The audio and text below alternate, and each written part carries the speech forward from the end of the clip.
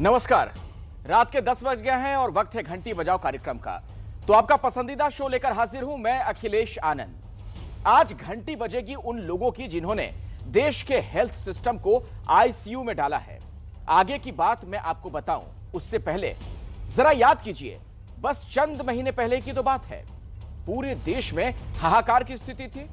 Corona की वजह से जितने लोगों की जान नहीं गई, उससे ज्यादा लोगों की जान लचर स्वास्थ्य व्यवस्था की वजह से गई। लेकिन इतना कुछ होने के बाद भी क्या हम कुछ भी सीख पाए? इसका जवाब है नहीं, क्योंकि आज डेंगू जैसी हर साल होने वाली सामान्य बीमारी का इलाज करने में भी अस्पतालों का दम फूलने लगा है। एक बार फिर से हमारा हेल्थ सिस्टम घुटने टेकता नजर आ रहा है।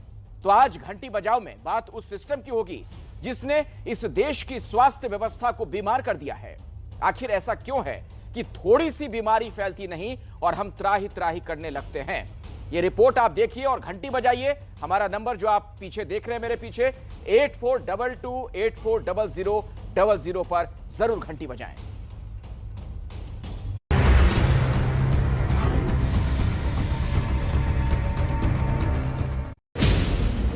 क्या बुखार है दोनों को? डेंगू के लक्षण है। 5 दिन हो गए बुखार है, 8 जोरों में। नंबर ऑफ पेशेंट्स जो रेफर होकर आ रहे हैं उनकी संख्या बहुत ज़्यादा है।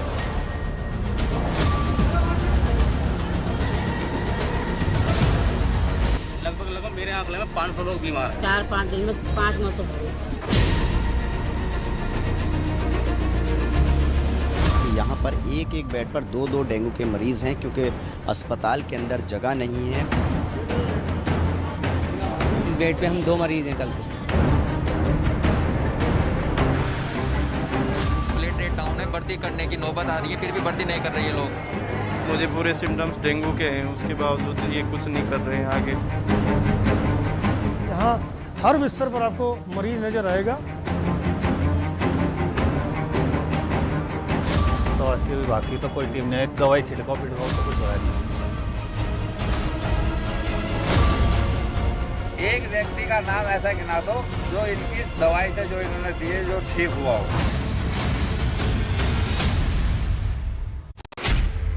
2,23,846 करोड़, ये वो रकम है जिसे इस साल देश की स्वास्थ्य व्यवस्था को मजबूत करने के नाम पर खर्च किया जाना है।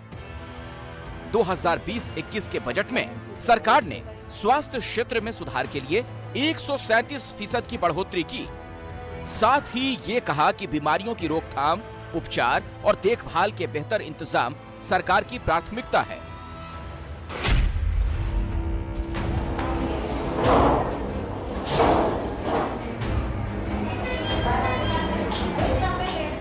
पर क्या इन तस्वीरों को देखकर आपको लगता है कि लोगों का स्वास्थ्य सरकार की प्राथमिकता है?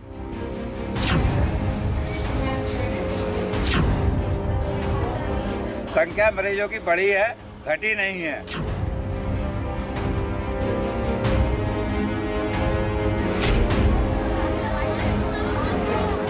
ऐसा क्यों होता है कि हर बीमारी देश की स्वास्थ्य व्यवस्था पर भारी पड़ जाती है? आप उससे पूछना जिसके घर का कोई मरा हो, उसे एहसास होता है कि दर्द क्या होता है, वरना और तो तालियां बजा कर रह जाते हैं।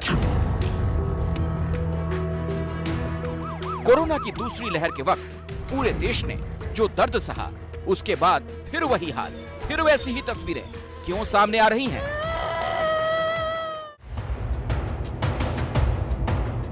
देश के कई राज्य इस वक्त डेंगू की चपेट में हैं।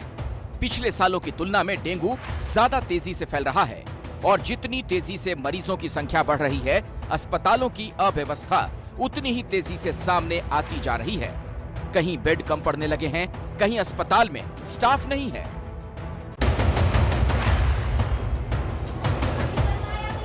ये यूपी के मुरादाबाद के जिला अस्पताल का हाल है।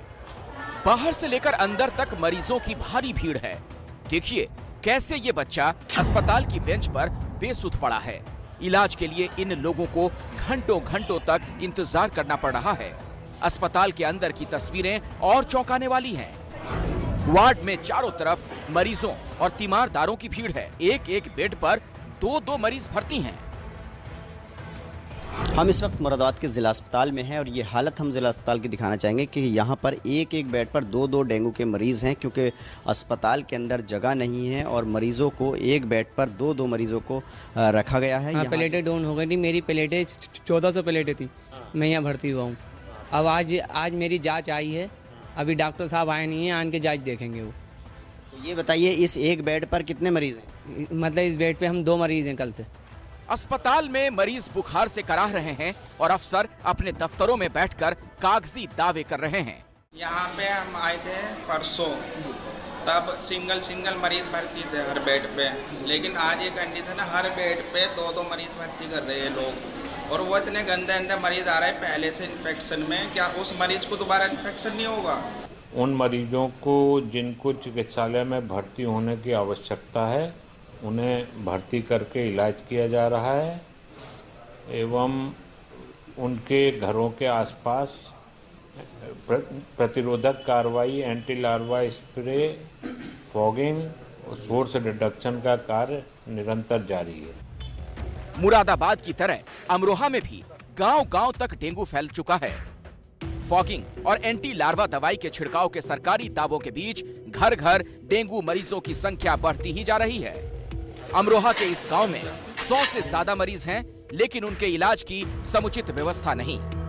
हमारे गांव में सफाई हो और जो बीमारी फैली हुई है उसका क्या नाम है, इलाज हो सही तरह से। जो भी बीमार हैं उनके ताई ज्यादा से ध्यान रखा जावे, और गांव में पानी की निकासी से ही हमारे गांव में बीमारी आई है। शामली में पिछले 5 दिनों में डेंगू के कारण 2 महिलाओं की मौत हो चुकी है। दर्जनों लोग बुखार से पीड़ित हैं। इसके बावजूद शहर में गंदगी का ढेर लगा है। लोगों का कहना है कि इस गंदगी के कारण डेंगू के मच्छर पनप रहे हैं, लेकिन प्रशासन की तरफ से ना ही गंदगी साफ करवाने के लिए कुछ किया जा रहा है, ना एंटी लार्वा का छिड़काव हो रहा है और ना फॉगिंग। यही हाल गाजियाबाद का है। डेंगू के फैलते प्रकोप के बीच यहाँ पूरे शहर में कचरा फैला हुआ है और इसकी वजह है कि नगर निगम को फिलहाल कचरा डंप करने की कोई जगह नहीं मिल रही। नतीजा ये कि शहर में डेंगू के मरीजों की संख्या बढ़ती जा रही है और इसके कारण इलाज का संकट भी खड़ा हो गया है। जान बचाने के लिए जरूरी प्लेटलेट्स के जंबो पैक की कमी हो गई है। अभी फिलहाल क्योंकि हमारे पास मशीन तो अवेलेबल नहीं है, लेकिन हम कोशिश ये करते हैं कि मतलब पूर्ति पूरी होनी चाहिए, जिसके लिए अभी नोएडा में जो स्थित है हमारी multi specialist hospital, child hospital जो है, हम वहाँ पे एफरेसिस मशीन उपलब्ध है। तो हम पेशेंट को, जो भी मरीज आते हैं यहाँ पे डेंगू के लिए और प्लेटलेट की मांग के लिए, जंबो पैक के लिए अगर आते हैं तो हम उनको वहाँ पे, अगर हमारे पास अवेलेबिलिटी नहीं है तो हम उनको वहाँ पे भेज देते हैं ताकि उनकी पूर्ति हो सके। और ये हाल लगभग पूरे प्रदेश का है। राजधानी लखनऊ के लगभग सभी अस्पताल फुल हो चुके हैं। मैं इस वक्त लखनऊ के सिविल अस्पताल में खड़ा हूं, जहां अलग से डेंगू मरीजों के लिए व्यवस्था की गई है। डेंगू के वार्ड बनाए गए हैं। ये जहां मैं जा रहा हूं ये पुरुष वार्ड है और आप देख सकते हैं जहां हर बिस्तर पर आपको मरीज नजर आएगा। बचाव के लिए मच्छरदानी लगाई गई हैं जिससे कि मरीजों को मच्छर ना काट पाए। कल हमारे पास 18 पेशेंट्स थे, जो पुराने नए सब मिला के, और उसमें से 2 नए आए थे।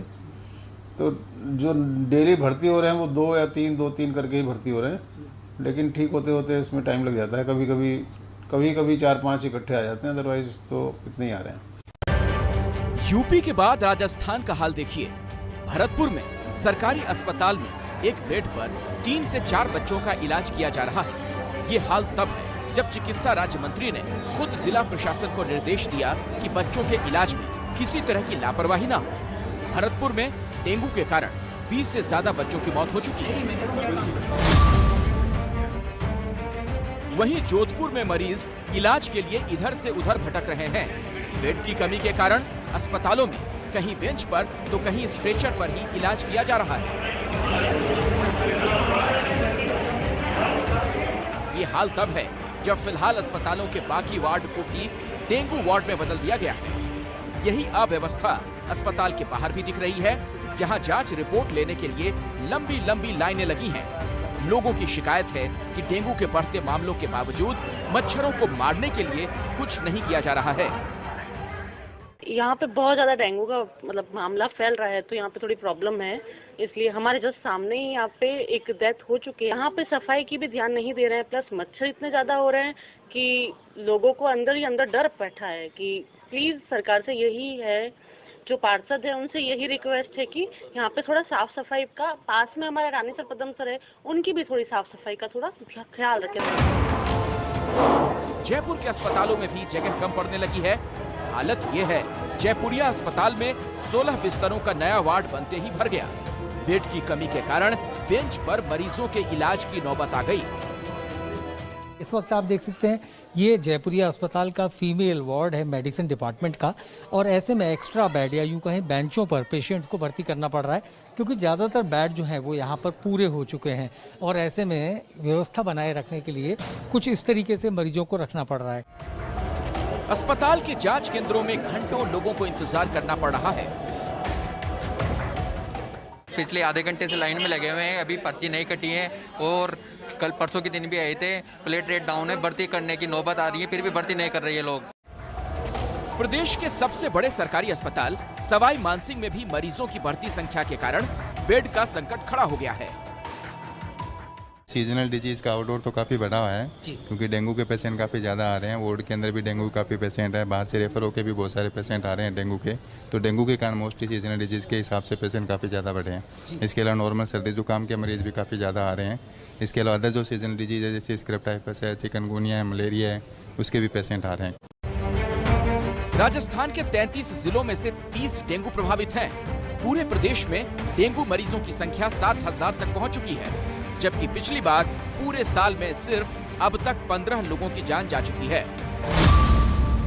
देश की राजधानी दिल्ली में भी डेंगू के कारण अस्पतालों में बेड का संकट दिखने लगा है। इसीलिए सरकार को कोरोना के लिए आरक्षित बेड्स की संख्या को घटाना पड़ा। लेकिन डेंगू के फैलते प्रकोप के बीच भी यहां सरकार और एमसीडी का झगड़ा जारी है। डीएमसी एक्ट के तहत एमसीडी की एक ऑब्लिगेटरी रिस्पॉन्सिबिलिटी है, दिल्ली में जो भी बीमारियां होती हैं जैसे मलेरिया, डेंगू, उनकी प्रिवेंशन एमसीडी की जिम्मेदारी है। लेकिन एमसीडी ने अपनी जिम्मेदारी से हाथ धो दिया है। हर घर के आगे नालियों में छिड़काव, हर घर में फॉगिंग करवाना, कूलर की चेकिंग करना, पानी की टंकी की चेकिंग करना, और 45 लाख से ज़्यादा घरों की हम चेकिंग कर चुके हैं। क्योंकि डेंगू केस बढ़ रहे हैं तो हम चाहते हैं डेंगू पे कोई कैजुअलिटी ना हो, इसलिए हमने वहाँ पे 100 बेड का हॉस्पिटल बना दिया है। अभी और भी बेड बढ़ाने की बात हो रही है। जिन राज्यों में डेंगू फैला है, वहाँ की सरकारें और प्रशासन ये मानने को तैयार नहीं कि उनकी तरफ से कोई कमी हुई। लेकिन हमारी पड़ताल में लगभग हर जगह स्वास्थ्य व्यवस्था की बदइंतजामी और उसके कारण मरीजों की परेशानी दिखाई दी।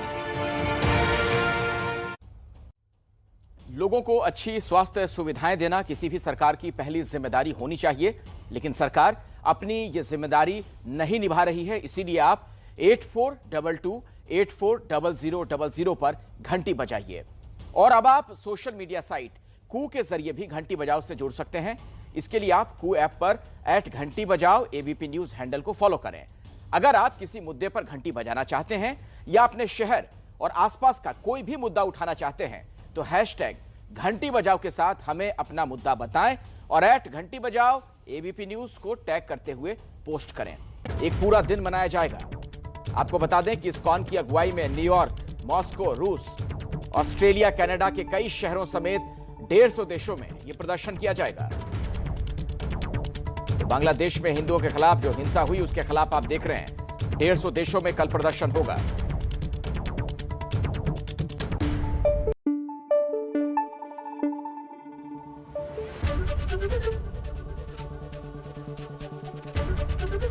एबीपी न्यूज आपको रखे आगे।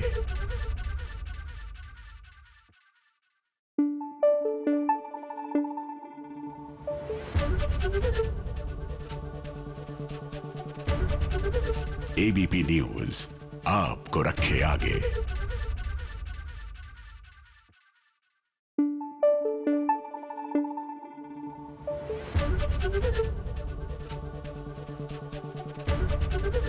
एबीपी न्यूज आपको रखे आगे।